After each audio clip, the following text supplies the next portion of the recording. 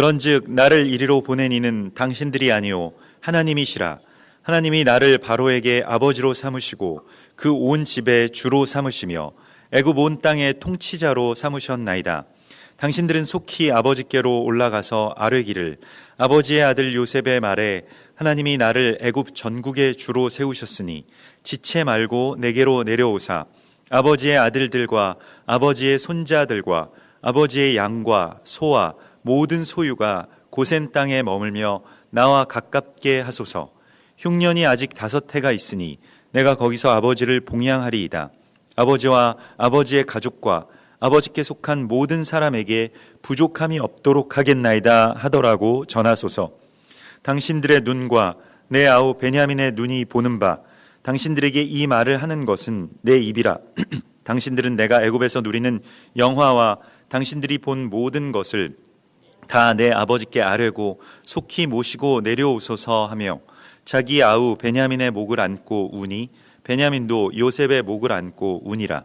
요셉이 또 형들과 입맞추며 안고 우니 형들이 그제서야 요셉과 말하니라.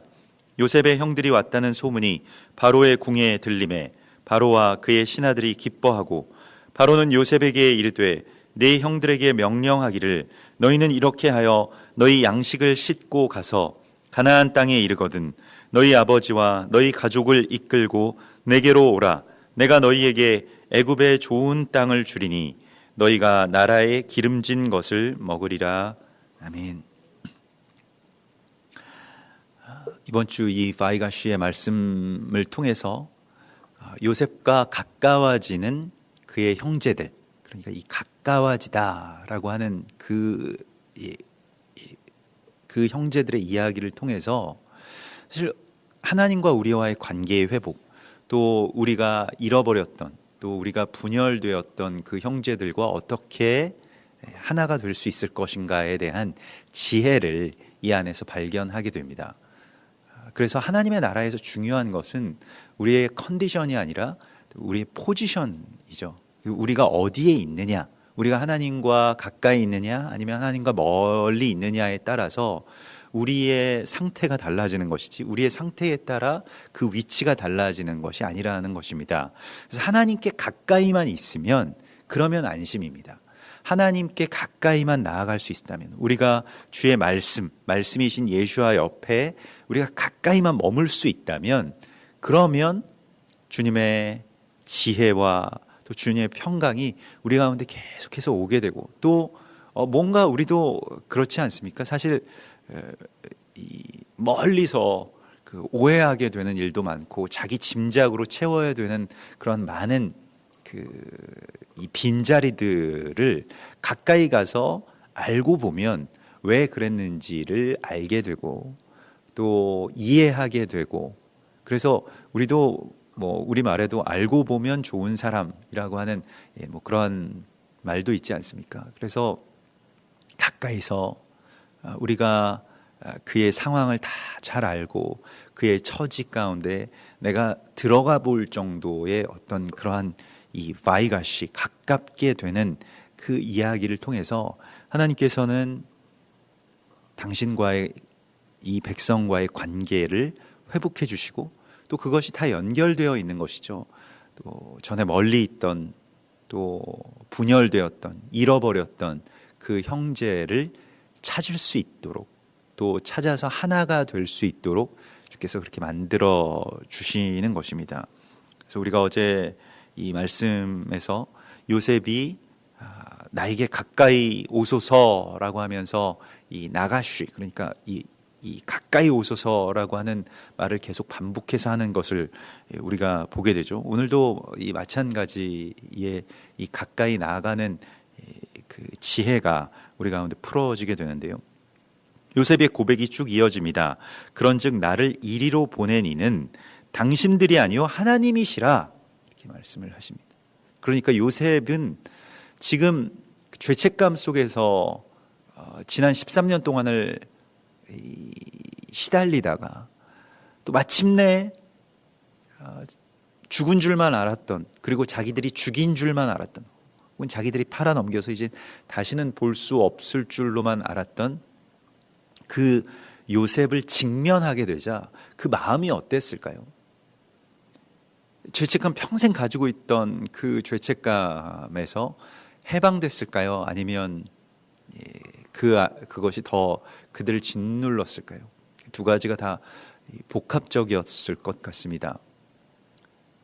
그래서 사실 오랫동안 도주를 하던 그런 범인들을 잡았을 때 막 도망가려고 하지 않고 오히려 평온한 모습이었다라고 이렇게 전하는 체포 형사들의 그런 이야기들을 우리가 간혹 신문지상에서 만나보게 됩니다.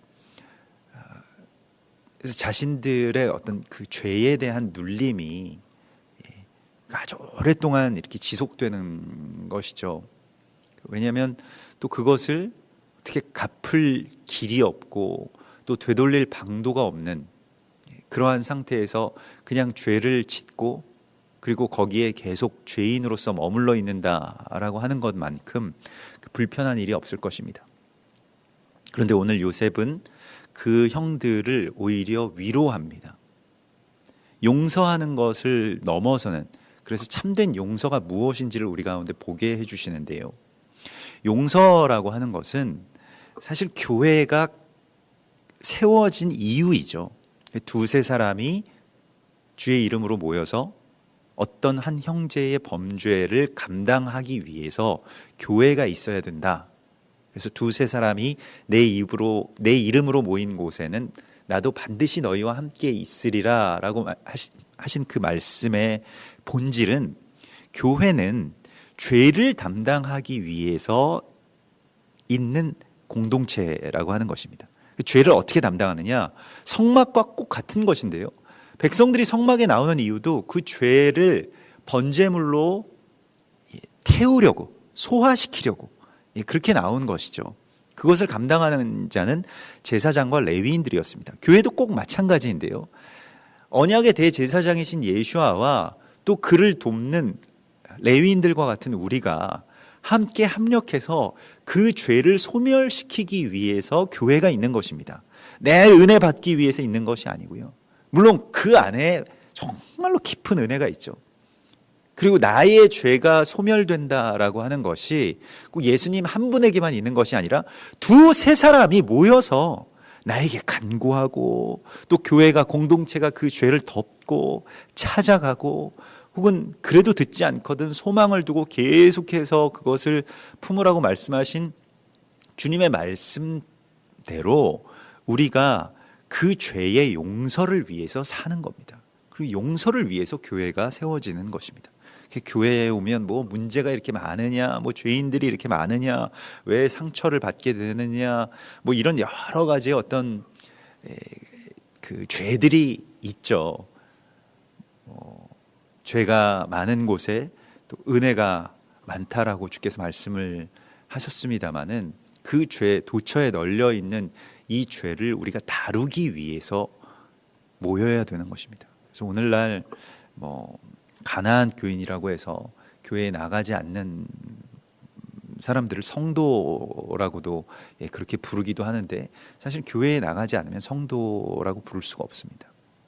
성도는 거룩한 무리일 때만 성도입니다. 자기 개인일 때 자기가 거룩할 수 있는가? 거룩이라고 하는 것은 홀로 개인적으로 거룩을 성취할 수 있는 길은 성경적으로는 없습니다. 거룩이라고 하는 것은 함께 있을 때에만 온전해지는 하나님의 성품이고 그리스도 예수와의 몸인 것이지, 혼자서 내가 거룩하다? 아무도 만나지 않으니까, 아무하고도 관계하지 않으니까 거룩하다? 이런 것은 있을 수가 없는 것이죠. 그래서 비성경적인 이야기라고 할 수 있겠습니다. 그러하기 때문에 우리가 이제 용서라고 하는 것을 요셉을 통해서 보게 되는데, 요셉은 물론 마음으로 이미 이전부터 용서했습니다마는 그 용서한 것을 넘어서 지금 위로하고 있는 것을 보게 됩니다. 자기의 가해자들에게, 자기를 죽이려고 했고 자기를 구덩이에 가두고 그 옆에서 밥을 먹고, 그리고 마침내는 자기를 그 어두운 구덩이에 내버려 두고 또 몰래 와서 그를 애굽 상인들에게 팔아 넘긴 그 가해자, 그것도 뭐 어떤 강도 만난 것도 아니고 자기의 친형제들이 자신을 가해한 것을 요셉은 용서합니다. 이 위대한 용서에도 요셉이 뭐 내가 당신들을 용서하겠소, 뭐 사해 줬노라, 뭐 이러한 식의 어떤 그 허세를 부리지 않습니다. 용서에 만일 허세가 있다면, 내가 다 용서했잖아, 이렇게 허세가 있다면 그것은 용서가 아닙니다. 용서는 우리의 당연한 사명입니다. 이것은 당연히 우리가 용서받은 자로서 용서해야만 하는 것이라고 성경은 우리 가운데 분명히 말씀하고 있습니다. 우리는 10,000달란트 빚진 자입니다. 그래서 100달란트 빚진 자들을 다 탕감해 주어야 되는 사명을 가진 자들입니다. 그 빚을 탕감받았기 때문에, 그 빚을 탕감받았다라고 하는 것은 그냥 그 빚이 없어졌다라고 하는 뜻이 아니라, 이제는 나도 용서의 빚을 떠안게 됐다, 이 죄에 대한 탕감의 빚을 떠안게 됐다라고 하는 것을 우리가 깨달아야 된다는 것입니다. 온통 개인 구원에 대한 이야기만 하는 이 한국 교회에서 용서라고 하는 것이 구원의 대가로 우리가 지불해야 되는 값이라고 하는 것을 아무도 가르치지 않습니다. 예수님은 만일 거기서 너희가 구원의 값에 대해서 용서를 지불하지 않으면 슬피 울며 이를 갈미 있으리라, 지옥에 간다고 말씀하셨습니다. 그냥 예수 믿기만 하면 구원받는다? 천만의 말씀입니다. 우리가 예수 믿기만 하면 구원을 받는다라고 하는 것은 맞는 말씀입니다. 성경에 나와 있는 말씀입니다만은, 그것은 우리가 구원을 받은 자로서 살아가게 되는 자유의 삶을 의미하는 것이고요. 용서의 삶을 이제 우리 가운데에 열어주시는 것이지, 그것이 그냥 이제 아무 일도 없는 곳에서, 아무하고도 부딪히지 않는 곳에서, 나를 아무도 괴롭히지 않는 곳에서 그냥 누워서 가만히 멍하게 있는 어떤 그러한 모습이 아니라고 하는 것입니다.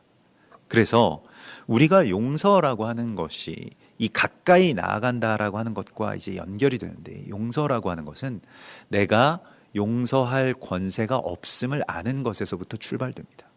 용서하고 말 것도 없는 거예요. 내가 뭔데 용서를 합니까? 죄의 심판자가 아니잖아요. 죄에 대한 심판은 하나님께 있는 것입니다. 다만 우리는 그 밑에서, 그 아래에서 주님께 주여 저들의 죄를 저들에게로 돌리지 마옵소서, 저들이 모르고 하는 일입니다 라고 하는 이 중보를 하는 것이고요. 주여 십자가로 덮어서 용서하소서 라고 기도할 수밖에 없는 그러한 사명이 우리 가운데 있다는 것입니다. 그래서 오늘 요셉은 형들에게 당신들이 죄를 범한 것이 아니고 이거 하나님이 하신 일입니다, 나를 이리로 보낸 것은 당신들이 아니고 하나님이십니다, 이거 하나님의 섭리였습니다 라고 오히려 그들의 생각을 깨뜨립니다. 이게 용서이죠. 그들의 죄책감을 깨뜨려 주는 것입니다. 이게 용서입니다. 하나님이 나를 바로에게 아버지로 삼으시고 그 온 집의 주로 삼으시며 애굽 온 땅의 통치자로 삼으셨나이다, 이렇게 말을 하고 있습니다. 그래서 하나님이 나를 바로에게 아버지로 삼으셨다고 말을 해요. 이 아버지, 바로에게 아버지를 삼았다라고 하는 것은 또 어떤 일입니까? 어찌 보면 이제 요셉의 어떤 그 위세가 사실 그 애굽 땅에서 이런 말을 할 정도가 되었다라고 하는 것은 정말로 바로가 요셉을 아비처럼 여기지 않고서야 이런 말을 공개석상에서 아무 데서나 뭐 생각을 가질 수는 있다고 하더라도 그것은 왕권에 대한 어떤 도전처럼 느껴지기 때문에 하기 어려운 말이죠. 그러나 정말로 바로가 요셉을 신뢰하고 또 그를 따르고 또 그 애굽 온 땅에서 뭐 바로 이상으로 그렇게 그 권위가 있었구나라고 하는 것을 우리가 보게 됩니다. 다만 이제 여기서 그 바로라고 하는 이름과 요셉이라고 하는 이름은 여러 가지의 어떤 뜻을 갖고 있습니다. 그래서 그 바로라고 하면 우리가 이제 그 이 애굽의 어떤 그 이 태양신의 아들 또 주관자로서 예배자로서 그렇게 서 있는 어떤 그 악한 어떤 그런 존재로서 그 출애굽기에 이스라엘 백성들을 막아서는 어떤 그러한 그 이름으로도 이렇게 쓰이고 거기에는 좀 안 좋은 어떤 그러한 의미가 있겠습니다만은 오늘 이 파라오라고 하면 이 파라오라고 하는 이름을 여러 가지로 이제 이 히브리어는 뭐 이 한 글자씩도 뜻이 있고 또 모이면 또 뜻이 있고 또 그 조합되는 순서에 따라서 뜻이 달라지지만 또 다시 그것을 이 알파벳을 이리저리 퍼즐처럼 맞추면 또 그게 같은 의미의 어떤 연결고리가 있고 그래서 굉장히 단순하지만 또 그 많은 어떤 무한대의 어떤 그 의미의 비밀들이 숨겨져 있는 그러한 언어이지 않습니까? 그런데 그래서 이 파라오 하면 이 히브리 말로는요. 이게 원래 뭐 애굽 발음입니다만은 히브리 말로는 사사기서 5장 2절에 보면 이스라엘의 영솔자들이 영솔하였고라고 할 때 이 파르아라고 하는 말을 씁니다. 영솔자, 그러니까 이 뭐 영도자, 뭐 지도자 이것이 다 이 파르아. 그래서 이 파라오에서 이 나온 말이 아니겠는가 이렇게 우리가 생각을 하는데요. 왜냐하면 뭐 애굽에서 400년 동안 생활을 했기 때문에 애굽 언어의 이 영향을 많이 받을 수밖에 없겠죠. 히브리어가 히브리어와 애굽 그 말이 완전히 갈라지는 것이 아니라 그래서 영솔자라고 하는 말에서 이 애굽의 파라오의 그 이 이름의 이 말과 연결이 되는 것을 보게 됩니다. 그래서 이 히브리어를 살펴보면 이제 그 파라오라고 하는 말은 영솔자 혹은 이 아주 큰 혹은 위대한 집, great house라고 하는 그런 뜻을 또한 갖고 있습니다. 그래서 great house, 이 큰 집이라고 하는 것과 내가 애굽 온 땅의 통치자로 주께서 나를 삼으셨나이다라고 하는 그 요셉의 말이 이제 연결되죠. 그래서 요셉은 사실 그 이름이 더함이라고 하는 뜻도 있지만 증가하다, 더하다라고 하는 그런 부흥의 뜻을 갖고 있습니다만은 또 요셉의 말도 이제 그 이름도 이제 끊어서 요세프 이렇게 끊어서 이제 의미를 파악하면 그 집을 지키는 자, 문을 지키는 자라고 하는 그런 뜻을 갖게 됩니다. 그래서 문을 지키는 자, 집의 문을, 곳간의 문을 지키는 자가 바로 요셉인 것이죠. 그것이 사실은 이 땅 가운데에 보내진 우리의 사명이기도 합니다. 청지기는 곳간의 것을 꺼내서 사람들에게 나누어 줄 사명이 있죠. 주인이 그렇게 하는 것을 보면 그에게 복이 있으리로다. 곳간에서 자기 집 사람들에게 때를 따라 양식을 나누어 줄 자로 하나님께서 우리를 부르신 것이죠. 그게 청지기의 사명입니다. 지혜 있고 진실한 청지기가 되어서 곳간에서 옛것과 새것을 꺼내오는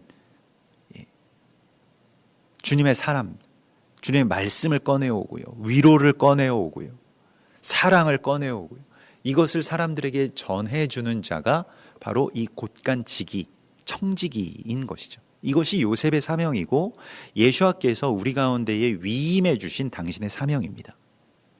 우리가 이 땅 가운데서 살아가면서 가장 추구해야 될 사명이 바로 이것이죠. 하나님의 곳간은 늘 풍성하기 때문에요. 또 때로는 뭐 7년의 그런 이 흉년처럼 이 곳간이 다른 곳간들이 빌 때가 있죠. 그럼에도 불구하고 하나님께서 맡겨주시고 예비케 하신 그 곳간에서 어떻게든 양식을 꺼내어 와서 사람들을 살리는 그 사명, 그것이 바로 요셉이라고 하는 말에 또 요셉이 이 백성의 통치자로 하나님께서 삼으셨나이다라고 그렇게 고백하는 그 고백 속에 들어가 있는 것이죠. 사실 이 흉년이라고 하는 말도 이 라하브라고 해서 라하브도 이 라는 이제 안 좋다, 이 악하다라고 하는 뜻이고요. 부는 이제 베이트에서 나온 것입니다. 그러니까 집이 악하게 되었다, 집이 안 좋게 되었다라고 하는 그러한 말이죠. 그래서 그것을 회복하는 것이 이제 요셉의 사명이고요. 우리도 이 땅의 말씀의 기근 때문에 이 땅이 회파된 것들을 많이 보게 됩니다. 이 모든 이 땅이 우리가 느끼는 어떤 병폐, 또 온전치 못함, 뭐 분리, 뭐 영적인 어떤 그 가증한 것들, 뭐 정치적으로나 영적으로나 가증한 어떤 세력들이 막 날뛰는 그러한 이야기들, 이러한 모든 것들은 이 집이 안 좋아지게 된 것이고, 이것은 사실 그 말씀의 기갈에서 나오는 것입니다. 교회가 더 이상 눈물을 흘리지 않고, 교회가 더 이상 하나님의 말씀을 선포하지 않고 자기들만의 어떤 리그로 변질되어 버리게 되면 세상이 곧바로 타락하게 됩니다. 세상이 멸망하게 되는 이유는 세상의 죄악 때문이기도 하지만 그것을 방조하고 또 그것을 제대로 다루지 못한, 그것을 제대로 소멸시키고 용서하고 다시 세상 가운데로 보내는 그 역할을 제대로 하지 못한 교회의 책임이기도 합니다. 아니, 한국의 교회가 얼마나 많습니까? 지역마다 얼마나 교회가 많습니까? 그 책임져야 될 거 아닙니까? 근데 책임지지 않고 만약 비난만 한다? 그럼 뭐를 하겠다는 겁니까? 교회가 하고 싶은 게 뭐라는 말입니까? 교회는 책임지기 위해서 세워진 것입니다. 우리는 이 땅에 책임지기 위해서 보내진 청지기지, 자기 아무것도 하지 않겠다? 그 불의한 청지기가 되는 것이죠. 불의한 청지기가 마지막 때에 주인이 오시기 직전에 할 수 있는 최상의 것은 사람들을 다 용서해주고 그의 빚을 탕감해주는 일이라고 예수님께서는 말씀을 하셨습니다. 우리가 그 일에 집중해야 됩니다. 마지막 때의 이 요셉의 사명이 교회의 사명인 것을 우리가 깨달아야 됩니다. 그래서 하나님께서 우리에게 그러한 권세를 주셨음을 우리가 알아야 되고요. 그래서 아버지를 이제 모시고 지체치 말고 이제 애굽으로 오소서라고 하면서 오늘 10절에 보면 아버지의 아들들과 아버지의 손자들과 아버지의 양과 모든 소유가 고센 땅에 머물며 나와 가깝게 하소서라고 말합니다. 그래서 여기서 이 바이가시, 이 나가시, 고시라고 하는 말과 고셴이라고 하는 말이 사실 연결되는 말이고요. 이 고셴이라고 하는 지명은 가까이 다가가다라고 하는 그 정확한 뜻을 갖고 있습니다. 그러니까 가까이 다가가는 땅, 가까이 머무는 곳, 그것이 바로 고센이라고 하는 것이죠. 하나님께 가까이 함이 내게 복이라. 어떻게든 우리는 하나님과 가까이 살려고 해야 됩니다. 하나님과 너무 멀리 있으면 거리적으로도 그렇고 뭐 심정적으로도 그렇고 삶에 있어서도 이 멀리 있으면 그러면 은혜가 점점 사그라들게 되죠. 가까운 곳에 머물기 위해서 어떻게든 우리가 애를 쓰는 것, 그것이 우리의 어떤 영적인 본능이죠. 가까운 곳에 머무는 것이 한세 사람의 원형입니다. 어떻게든 이제 가까이 나아가려고 하는 것이죠. 때로 우리가 그리스도 예수와 또 하나님과 멀어졌다라고 또 뭐 많은 어떤 여러 가지 문제들이 이 도처에 흩어져 있다라고 할 때 우리가 취해야 되는 첫 번째의 자세는 하나님께 가까이 나아가는 것입니다. 예배라고 하는 것은 하나님께 가까이 나아가는 것입니다.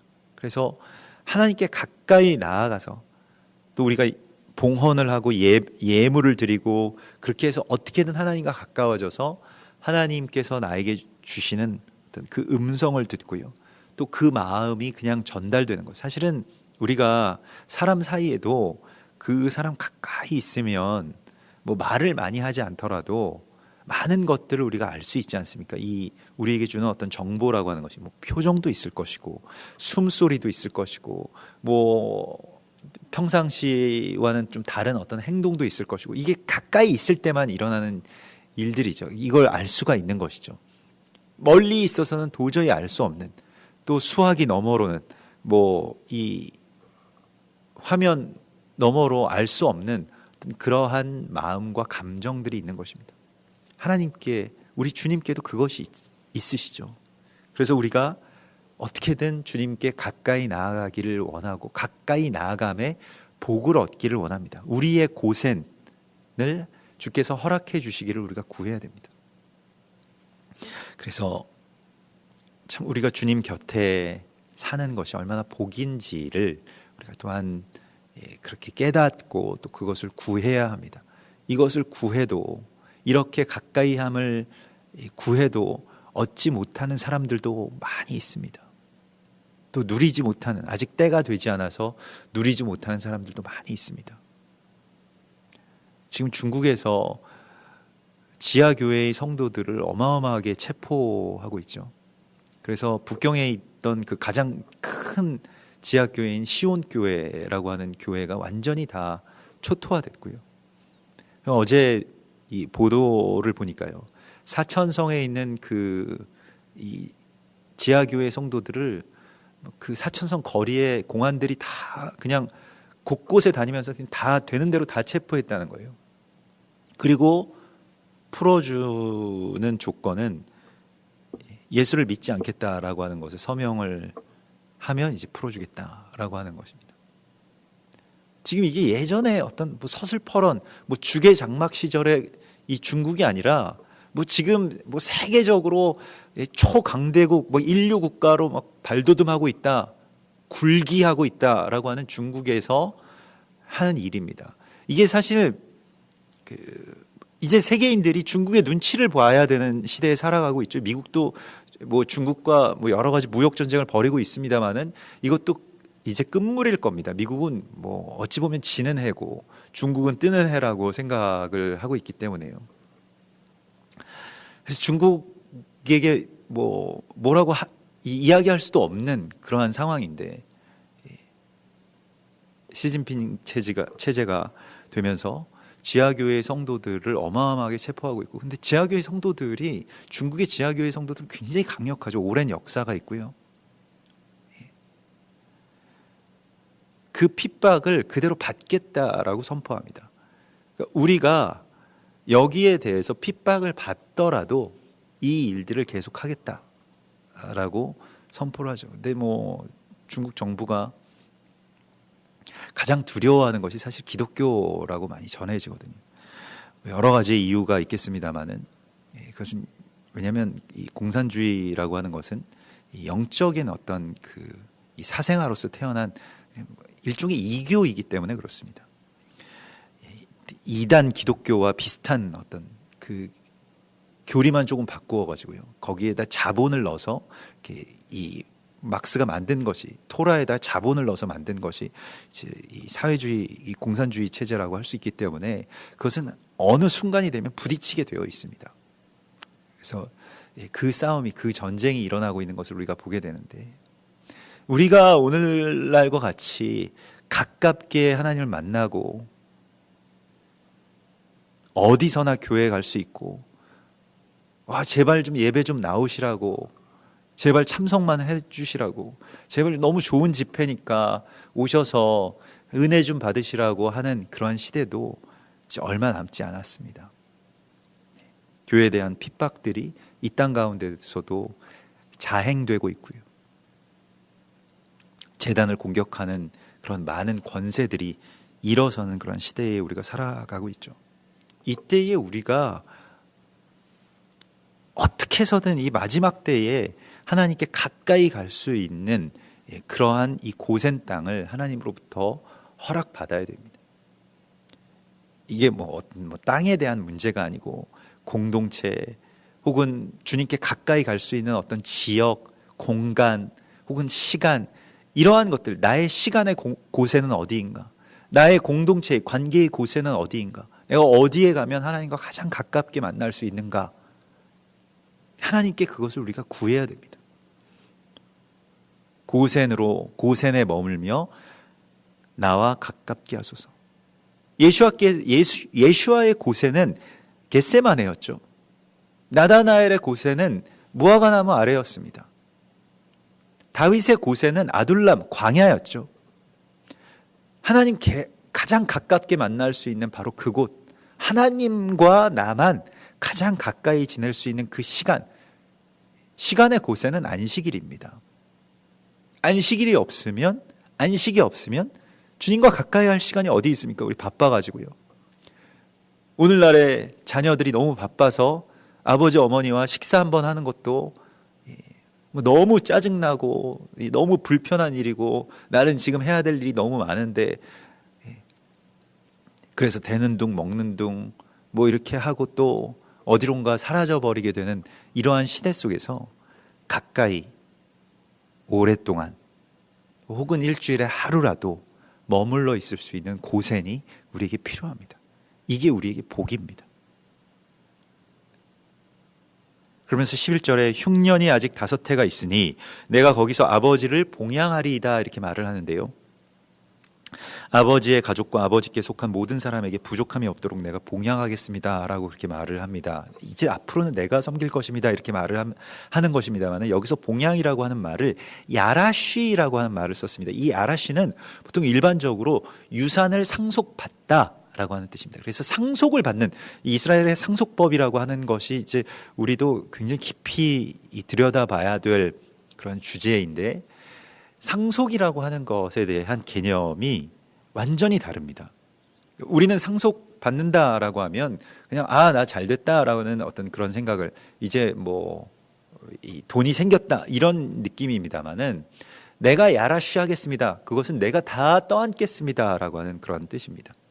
내가 봉양하겠습니다라고 하는 말이 내가 이제 아버지와 이 집을 책임지겠습니다라고 하는 이 봉양의 사명을 상속받겠다라고 하는 것이죠.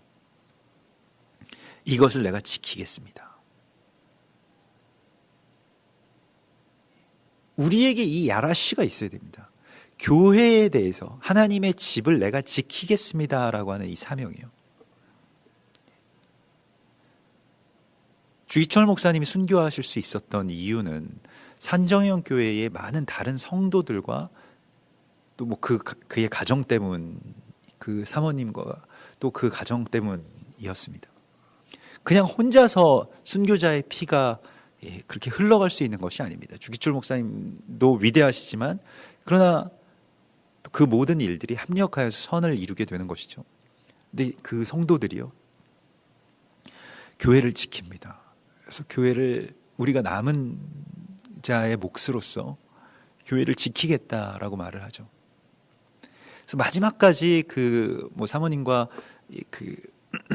이 가족들 남아 있고, 또 그곳을 교회를 지키던 그 공산 치하에서 김일성이 다 교회를 폐쇄하고 잡아들이고 하는 그러한 이 치하에서 끝까지 교회를 지키던 그 분들이 계시죠. 뭐 우리가 이제 이름으로는 잘 기억하지 못하는 그런 순교자들입니다. 그래서 그곳에 마지막까지 남아서 그 교회를 지키고, 나중에 이제 공산당에 처형당한 그 유 장로님이라고 하는 분이 계신데, 유계준 장로님일 겁니다.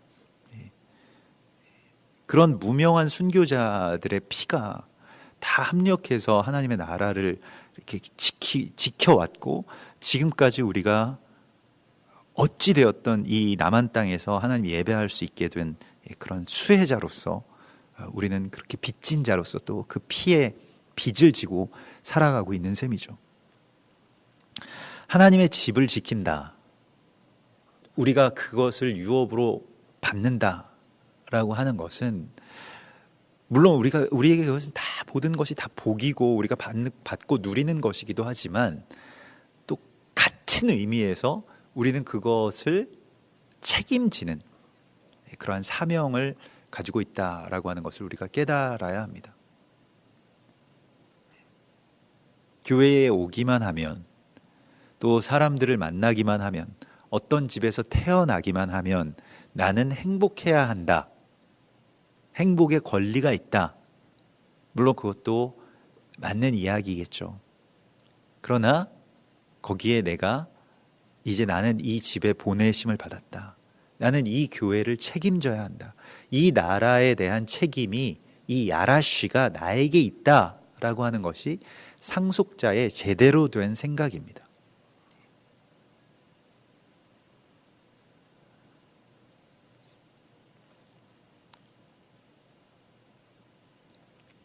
모든 것에 대한 책임이 없이 수혜를 받을 수 있다라고 가르치면 그것은 성경의 진리에서 굉장히 많이 벗어난 어떤 다른, 무슨 요즘 드라마의 뭐 재벌 3세 이야기도 아니고, 우리가 이 복음의 유업을 물려받은 자들로서 어떻게 살아야 되는지를 요셉을 통해서 보게 됩니다. 제가 책임지겠습니다 라고 하는 것이죠.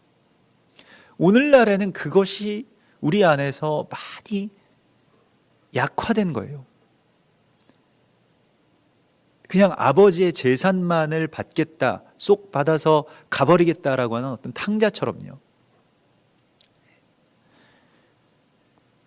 그래서 주의 곁에서 주님의 그 모든 것을, 우리 아버지의 모든 것을, 또 우리 가정의 모든 것을 내가 지키겠습니다라고 하는 이 야라쉬의, 이 상속자의 사명의 회복이 우리 가운데 필요합니다. 또 이 세대에게 필요한 것이죠. 그래서 당신들의 눈과 내 아우 베냐민의 눈이 보는 바, 당신들에게 이 말을 하는 것은 내 입이라. 그러니까 입으로 말을 하지만 지금 요셉은 당신들이 그것을 눈으로 내 입을 보고 있습니다, 이게 내 입입니다, 이렇게 말을 하고 있습니다. 이게 무엇이냐면 이 청각적인 이야기를 시각적인 것과 이렇게 묶고 있습니다. 이게 이제 증인인데요, 그 입술에서 선포된 말씀의 증인으로서, 그것을 본 자들로서, 이 보는 것은 듣는 것보다 더 한 단계 더 가까이 위치하고 있죠. 그러니까 당신들이 지금 내 입으로 말하는 것을, 내 입술로 선포되는 것을 지금 듣고 계십니다 라고 하면서, 내 입이라 라고 하는 것은 이제 그 요셉의 권위를 나타내죠. 요셉의 말은 법이 되는 그러한, 지금 그 나라가 바로 애굽입니다. 시편 78편 1절에 내 백성이여 내 율법을 들으며 내 입의 말에 귀를 기울일지어다. 그 입의 말이 율법인 것이죠. 주의 입의 말이 율법인 것입니다. 그래서 우리가 보고 들은 바를 증거해야 될 주님의 증인들로서 주님의 말씀, 그 말씀의 실체에 대해서 우리가 증언하게 되는 것이죠. 그 형제들에게 당신들은 이것을 본 자입니다, 말씀을 그냥 듣기만 하였던 자가 아니라 본 자입니다 라고 하는 것을 분명하게 깨닫게 하고 있습니다. 우리는 말씀을 보는 자들이 되어야 됩니다. 말씀을 보려면 어떻게 해야 될까요? 욥의 고백이 바로 그것이죠. 전에는 듣기만 했더니 이제는 눈으로 주를 뵙습니다. 오랜 단련 끝에, 오랜 연단 끝에 그에게 드디어 하나님의 뜻이 풀어지게 되고, 그가 드디어 주님을 보게 되고, 어디서 보았을까요? 욥은 누구를 보았을까요? 자기 자신. 아무 이유 없는 고난을 당하고 또 모욕을 당하고 상처를 받은 그 상처투성이의 한 남자, 좀 물두멍에 비친 자기 자신의 모습 가운데서 예수와의 모습을 보았을 것입니다. 그리고 이제는 눈으로 주를 뵙습니다 라고 하는 그러한 말을 하게 되죠. 증인됨이라고 하는 것은 예수의 삶의 모습을 나에게서 보게 되는 것을 말합니다. 서로에 대해서 보는 것도 마찬가지의 이야기가 되겠습니다. 그래서 이제 형제들과 목을 안고 입을 맞추고 우는 요셉의 형제 상봉의 이야기가 여기서 일어나게 됩니다. 이전까지 억제해왔던, 절제해왔던 이 일들이 이제 터지게 되죠. 자기 아우 베냐민의 목을 안고 우니, 베냐민도 요셉의 목을 안고 우니라. 목이라고 하는 것이 이제 그래서 히브리 말로 짜바르라고 하는데, 이 짜바르라고 하는 것은 묶는다, 함께 묶인다. 그러니까 한 세 사람의 어떤 그런 원형입니다. 목을 끌어안다라고 하는 것이요. 그래서 목을 안고 우니라 이렇게 되어 있고요. 또 형들과 입맞추며 안고 우니, 입맞춘다라고 하는 것도 나샤크라고 해서 다 단단하게 묶는다라고 하는 그런 연합의 의미를 갖고 있습니다. 시편 2편 12절에서 그의 아들에게 입맞추라 이렇게 되어 있죠. 그렇지 아니하면 진노하심으로 너희가 길에서 망하리니 그의 진노가 급하심이라.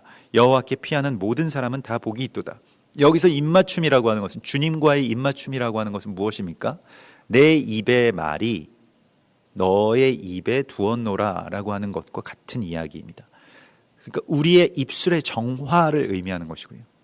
우리가 전에는 원망하고, 또 전에는 나 자신을 혐오하고, 그리고 세상을 향해서 저주하였던 그 입이, 그 입술이 정결하게 되는 것, 이것이 그리스도 예수와 우리가 함께 단단하게 묶여서 나샤크가 되어서 이제 우리의 입에서 나오는 모든 말은 그리스도 예수와께서 이 땅 가운데 선포하는 말로서 그렇게 변화되게 되는 것, 이것을 입맞춤이라고, 거룩한 입맞춤이라고 이렇게 표현되고 있는 것입니다.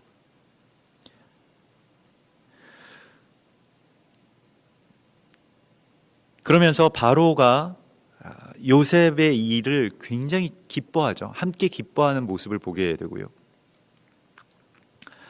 바로와 신하들이 매우 기뻐하고, 바로가 그들을 불러서 이 모든 것들에 대한 축복을 하는 모습을 이 뒤에 말씀에서 16절부터 18절까지의 말씀에서 보게 됩니다. 로마서 12장 15절에서는요, 즐거워하는 자들과 함께 즐거워하고 우는 자들과 함께 울라. 서로 마음을 같이하며 높은 데 마음을 두지 말고 도리어 낮은 데 처하며 스스로 지혜 있는 채 하지 말라. 즐거워하는 자들과 그냥 함께 즐거워하고요, 우는 자들과 함께 우는 이 공감, 이것이 한 세 사람의 길인 것을 주께서 말씀하십니다. 하나됨, 한 세 사람의 어떤 이 이야기의 접점은 가까이 가서 함께 기뻐하고 함께 슬퍼해 주는 것이죠. 이스라엘과 우리가 어떻게 하나가 될 수 있을까요? 시간이 필요한 일일 수도 있겠습니다. 그냥 이것은 선언으로부터 시작이 되겠습니다만은 또 오랜 시간 공을 들여야 되는 이야기이기도 합니다.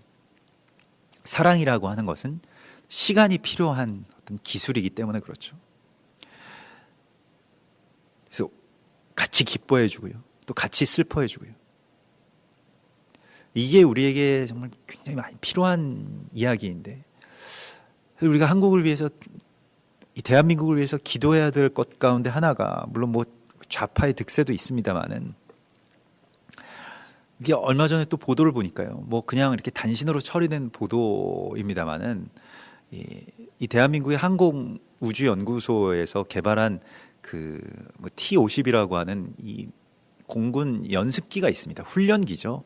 제트기입니다.